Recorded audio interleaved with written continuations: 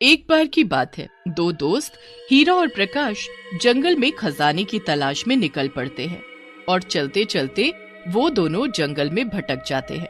हीरा, मुझे ऐसा क्यों लग रहा है कि हम दोनों जंगल के गलत रास्ते पर आ गए हैं। यहाँ तो चारों तरफ सन्नाटा और अंधेरा है। ये जंगल इतना घना है कि सूरज की रोशनी तक हमारे पास नहीं पहुँच रही। तुम्हारी बातों से तो यही लगता है कि डर गए हो। मुझे नहीं मालूम था कि तुम इतने डरपोक निकलोगे। ऐसी बात नहीं है, मुझे कभी किसी से डर नहीं लगता, पर आज पता नहीं क्यों अजीब सा लग रहा है। अभी थोड़ी और देर की बात है, जब हमारे हाथ खजाना लगेगा तब तुम्हारा ये डर और ये अजीबपन सब दूर हो जाएगा। दोनों दोस्त आपस में बात करते हुए आगे चले जा रहे थे कि तभी प्रकाश को कहीं से खाने की खुशबू आने लगती है। ये खुशबू तो खाने की आ रही है, और ये खाने की खुशबू मेरी भूख और बढ़ा रही है। खुशबू तो मुझे भी आ रही है, पर मेरी ये समझ में नहीं आ रहा कि यहाँ इतने घने जंगल में कौन रहता होगा। जरूर कोई इंसान ही होगा, तभी तो खाने की खुशबू आ रही है। चलो चलकर देखते हैं। दोनों दोस्त खाने की खुशबू के पीछे पीछे चल देते हैं। कुछ दूर जाकर उन्हें एक बांस से बना झोपड़ा दिखाई देता है, जिसकी खिड़की से धुआं भी निकल रहा होता है। हीरा और प्रकाश झोपड़े के नजदीक जाते हैं और आवाज लगाते हैं, कोई है? अंदर झोपड़े में अगर कोई है तो कृपया बाहर आइए। तभी झोपड़े के अंदर से एक बूढ़ी औरत बाहर निकल कर आती है और जोर जोर से हंसने लगती है।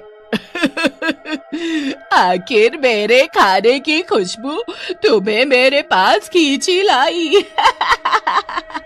मैं भी क्या करूं, मैं खाना जो इतना स्वादिष्ट बनाती हूँ।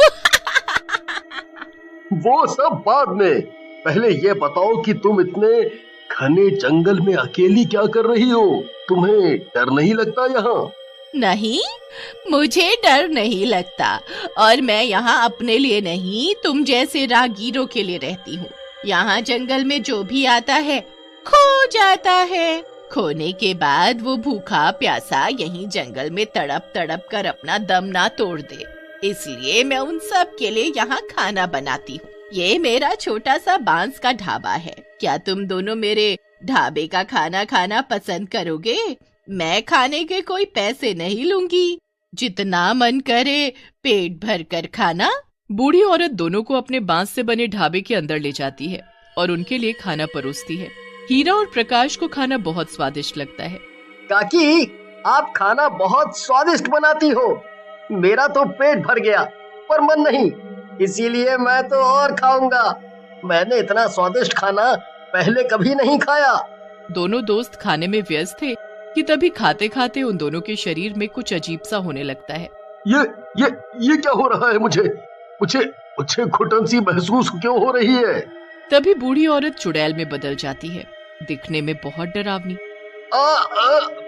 प्रकाश, ये कोई बूढ़ी काकी नहीं, ये तो कोई चुड़ैल है।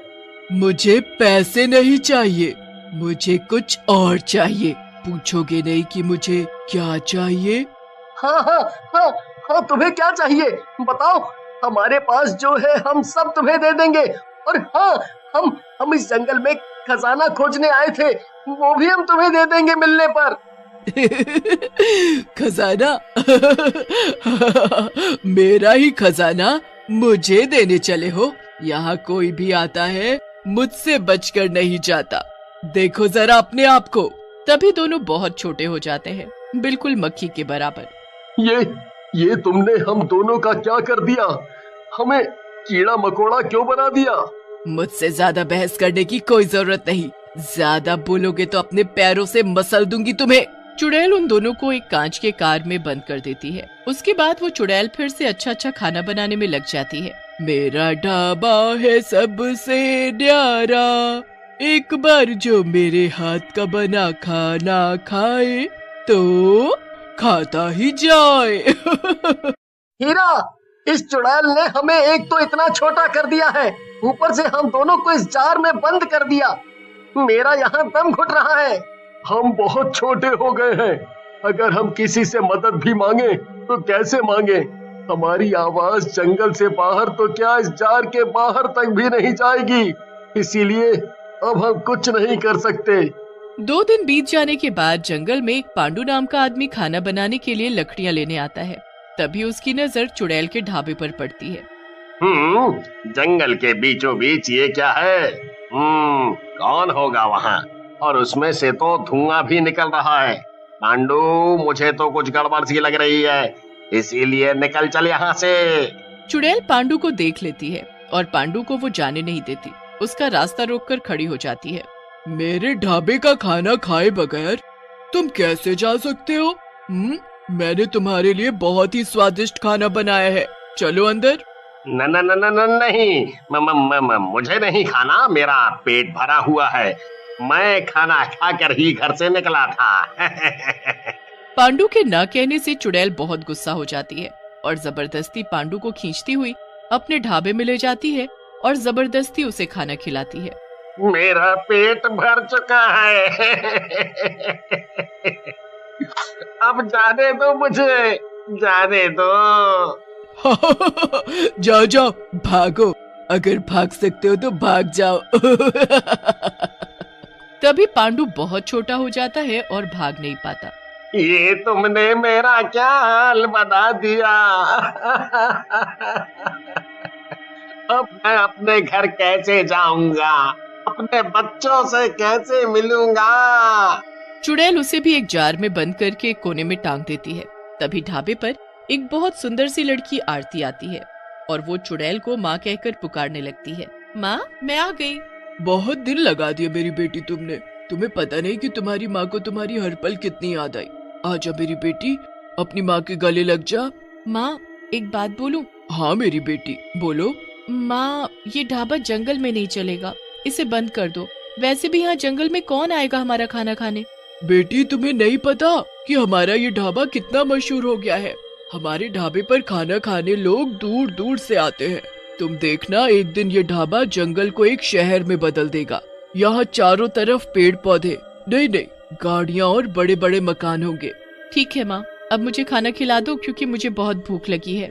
चुड़ैल आरती के लिए जल्दी जल्दी खाना बनाती है और उसे अपने हाथों से खिलाती है, क्योंकि आरती खुद से नहीं खा सकती थी, क्योंकि आरती के दोनों हाथ नहीं थे। सुबह का समय था, आरती सोई हुई थी। तभी चुड़ैल जंगल के बाहर जाती है, रूप बदल कर वही बूढ़ी औरत बनकर, और आते जाते लोगों को अपने बांस के ढाबे पर मुफ्त में खाने का न्योता देने। मेरे ढाबे पर आओ और पेट भरकर मुफ्त में खाना खाओ। मेरे मुंह में तो पानी भर आया, ये सब तो मैंने कभी नहीं खाया। बूढ़ी औरत आगे आगे और सभी लोग उसके पीछे पीछे। थोड़ी दूर चलने पर चुड़ैल का बांस का ढाबा आ जाता है।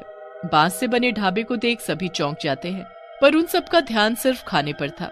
पर कोने में लटके जार के अंदर जो लोग बंद थे वो जोर जोर से चिल्लाते हैं, आवाजें देते हैं, पर कोई उनकी आवाज नहीं सुनता। अब कुछ नहीं कर सकते क्योंकि वो सभी लोग चुड़ैल का बना खाना खा चुके हैं। चुड़ैल जब लोगों को जार में बंद करके छुपा रही होती है, तभी आरती पीछे आ जाती है और पूछने लगती है, माँ, क्या छुपा रही हो? क्या है तुम्हारे हाथ में? दिखाओ जरा। कुछ नहीं है, मैं तो बस कुछ पुराना सामान रख रही थी। आरती को कुछ अजीब लगता है, पर बिना हाथ के वो कुछ नहीं कर सकती थी। चुड़ैल सभी को छुपाकर बाहर चली जाती है। अब चारों तरफ सन्नाटा था कि तभी आरती को कुछ आवाज सुनाई देती है। कौन है? दोनों मिलकर जार को खिसकाते हुए किनारे तक तो ले आते हैं, पर उसे नीचे नहीं गिरा पाते। पर आरती की नजर उन पर पड़ जाती है। अरे ये सब क्या है? कौन हो तुम और यहाँ कैसे आए? हीरा इशारा करके जार को खोलने के लिए बोलता है, पर हाथ न होने की वजह से आरती जार को खोल नहीं पाती। अब आरती अपने मुंह से जार को खोल देती है। हीरा और प्रकाश चुड़ैल की हरकतों के बारे में सब बता देते हैं। तभी पीछे से चुड़ैल आ जाती है। माँ, ये सब तुमने क्यों किया? 4 साल पहले तुमने बड़े ही प्यार से ये ढाबा खोला था, पर इस ढाबे पर लोग खाना खाने तो आते, पर पैसे नहीं देते खाने के। जब हमने इनकी शिकायत सरपंच से की तो सरपंच भी इन सब के साथ मिल गए और रातों रात हमारा ये बांस का ढाबा उन्होंने तुड़वा दिया, उसमें आग लगा दी। उसी आग में तो मैं मर गई। पर तुम्हारे ये हाथ चले गए। बस मैं तुम्हारे साथ रहकर इन सब का बदला लेती रही। माँ तुम बहुत अच्छी हो, पर जो हुआ सो हुआ, इन सब को छोड़ दो, जाने दो। बेटी की बात मानकर चुड़ैल सभी को पहले जैसा कर देती है और जाने देती है। एक बार की बात है, एक शहर में घर घर टिफिन नाम की एक गुमनाम टिफिन सर्विस बहुत मशहूर हो रही थी। इस टिफिन सर्विस को कौन चला रहा था ये कोई भी नहीं जानता था, पर इस टिफिन सर्विस के बहुत कस्टमर्स थे और सब जानना चाहते थे कि इतना अच्छा खाना भला कौन बना रहा है। जब भी कोई टिफिन ऑर्डर करता, टिफिन उसके घर के बाहर पहुंच जाता था और ऑर्डर करने वाले डिलीवरी मैन को भी कोई नहीं देख पाता था। एक बार सिया नाम की एक लड़की थी जिसका हाल ही में इसी शहर के एक मशहूर कॉलेज में एडमिशन हुआ था। सिया का दिमाग हमेशा उल्टी सीधी चीजों में लगा रहता था। सिया एक यूट्यूब चैनल चलाती थी जिस पर वो हमेशा अजीबोगरीब रहस्यमयी चीजों और भूतिया जगहों के बारे में डाला करती थी। सिया को व्यूज भी बहुत मिलते थे। सिया इस शहर में नई थी, इसलिए वो रूम किराए पर लेकर रह रही थी। एक दिन वो अपनी फ्रेंड से बात कर रही थी। अरे यार पिंकी, मैं तो ये रोज रोज बाहर कैंटीन का खाना खाकर न थक गई हूँ। देखो मुझे, मैं कितनी पतली होती जा रही हूँ और इस तरह चला तो मैं जल्दी ही हॉस्पिटल में मिलूंगी तुम्हें। अरे तो तुम वो टिफिन सर्विस लेना क्यों नहीं शुरू कर देती, घर घर टिफिन। तुम्हें पता है आधा शहर उसी टिफिन सर्विस से टिफिन मंगाता है। अच्छा, तो इस टिफिन सर्विस का मालिक कौन है पिंकी? वो तो कोई भी नहीं जानता। क्या? हाँ, अरे सिया, लोग इस टिफिन सर्विस को गुमनाम टिफिन सर्विस भी कहते हैं। इसका खाना तो लाजवाब होता है और स्टूडेंट्स के लिए सस्ता भी, पर इसे चलाता कौन है वो नहीं पता। तो मैं कॉल किसे करूं? अरे वो तो इस टिफिन सर्विस की वेबसाइट ऑनलाइन अवेलेबल है। तुम वहां जाकर अपना नाम और एड्रेस डाल दो और पेमेंट भी ऑनलाइन कर दो और तुम्हारा टिफिन तुम्हारे दरवाजे पर पहुंच जाएगा। वाह, ये तो सही है, फिर मैं भी इसे ट्राई करूंगी। ओके सिया, चलो मैं चलती हूँ। पिंकी के जाने के बाद सिया भी घर निकल जाती है। सिया घर पहुंचते ही उस टिफिन सर्विस की वेबसाइट को खोलती है और अपना नाम और एड्रेस डाल देती है। कुछ ही देर में उसके घर की डोरबेल बजती है। सिया दौड़कर डोर खोलती है, पर बाहर उसे कोई भी नहीं दिखता है तो बस एक टिफिन बॉक्स जो कि जमीन पर रखा था। उसे वहां रखकर कौन गया ये सिया नहीं देख पाती। अरे आखिर इतनी स्पीड में टिफिन को यहाँ रखकर गया कौन? छोड़ो, मुझे क्या, पहले टिफिन खाकर देखते हैं आखिर ये है कैसा। सिया टिफिन को उठाती है और अंदर रूम में चली जाती है। वो अपना टिफिन खोलती है और देखती है कि उसके अंदर जो खाना रखा था उससे बहुत अच्छी खुशबू आ रही थी। वो उसे खाती है और सिया को खाना बहुत पसंद आता है, पर टिफिन खाने के बाद वो और भी ज्यादा हैरान हो जाती है और उसका ये जानने का मन करने लगता है कि आखिर ये खाना बनाया किसने और इस टिफिन को देने कौन आया था। फिर सिया सोचती है, अगर मैं ये पता लगा लूं कि ये गुमनाम टिफिन सर्विस कौन चला रहा है और इसके बारे में अपने चैनल पर अपलोड करूं, तब तो मैं मशहूर हो जाऊंगी और मेरी वीडियो को बहुत व्यूज भी मिलेंगे। यस, अब तो मैं ये पता लगा कर रहूंगी कि इस गुमनाम टिफिन सर्विस के पीछे आखिर है कौन। अगले दिन सिया का टिफिन फिर से उसी समय उसके डोर पर पहुंच जाता है, पर इस बार भी सिया ये नहीं देख पाती कि टिफिन देने आया कौन। कई दिनों तक यही चलता रहता है। फिर एक दिन सिया फैसला करती है, अब तो चाहे कुछ भी हो मैं जान कर ही रहूंगी कि ये है कौन जो मुझे टिफिन देने आता तो है पर दिखता नहीं, और कौन है इस टिफिन सर्विस के पीछे। अगले दिन जब टिफिन आने का समय होता है, सिया घर के बाहर ही छुप जाती है और देखती है कि एक सुंदर लड़की सिया के दरवाजे तक आती है और चुपचाप टिफिन रखकर तुरंत सड़क की तरफ चली जाती है।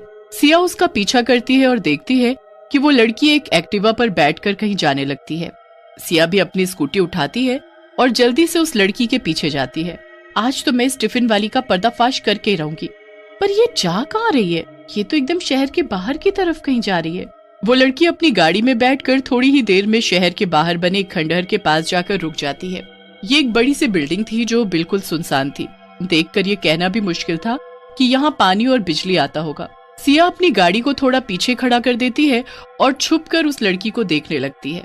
लड़की बिल्डिंग के अंदर अरे ये इस खंडहर जैसी दिखने वाली बिल्डिंग के अंदर क्यों जा रही है? यहाँ पर भला कोई टिफिन सर्विस कैसे चला सकता है? सिया बिल्डिंग की एक खिड़की से अंदर झांकने लगती है और इतना ही नहीं, वो अपना कैमरा खोलकर सब रिकॉर्ड करने लगती है और जो उसे दिखाई देता है वो देखकर सिया के पैरों तले जमीन खिसक जाती है। वो सुंदर लड़की बिल्डिंग के अंदर पहुंचकर एक चुड़ैल में बदल जाती है और उस जगह पर बहुत सारे टिफिन और खाना बनाने का सामान रखा था। ये सब देखकर सिया को कुछ समझ नहीं आता और तभी चुड़ैल की नजर खिड़की के पीछे खड़ी सिया और उसके कैमरे पर पड़ती है। ए, कौन है वहाँ? जल्दी अंदर आओ वरना अच्छा नहीं होगा। सिया चुड़ैल की डरावनी आवाज सुनकर डर जाती है, पर उसे कुछ समझ नहीं आता कि वो क्या करे। इसीलिए वो चुपचाप अंदर चली जाती है। कौन हो तुम और ये कैमरा? तुमने मेरा पीछा क्यों किया? तुमने मेरा पीछा किया और अपने उस कैमरे में सब कुछ रिकॉर्ड किया ना? सब सच सच बताओ वरना अच्छा नहीं होगा। तुम यहाँ से जिंदा बचकर नहीं जा पाओगी। अरे नहीं नहीं नहीं, वो मैं क्या? वो दरअसल मैंने तुम्हारी टिफिन सर्विस मंगाई थी। मैं बहुत दिनों से तुम्हारा टिफिन ले रही हूँ, पर मैं जानना चाहती थी कि आखिर ये टिफिन इतना अच्छा बनाता कौन है, इसलिए आज मैंने तुम्हारा पीछा किया। मुझे लगा अगर मैं ये जान जाऊंगी कि ये गुमनाम टिफिन सर्विस कौन चला रहा है तो मेरे चैनल पर मुझे बहुत व्यूज मिलेंगे। अब तुम्हारी खैर नहीं। तुम्हारी हिम्मत कैसे हुई मेरा पीछा करने की? बोलो क्या किया जाए तुम्हारे साथ? मार दिया जाए कि छोड़ दिया जाए? इतना कहकर चुड़ैल सब्जियों के पास रखा एक बड़ा सा चाकू उठाती है। सिया चाकू देखकर डर जाती है और चुड़ैल से कहती है, अरे अरे रुक जाओ, भला तुम मुझे क्यों मार रही हो? प्लीज मुझे जाने दो। अगर मुझे कुछ हुआ तो मेरा चैनल कौन चलाएगा? वाह, यहाँ तुम मरने वाली और तुझे अपने YouTube चैनल की पड़ी है।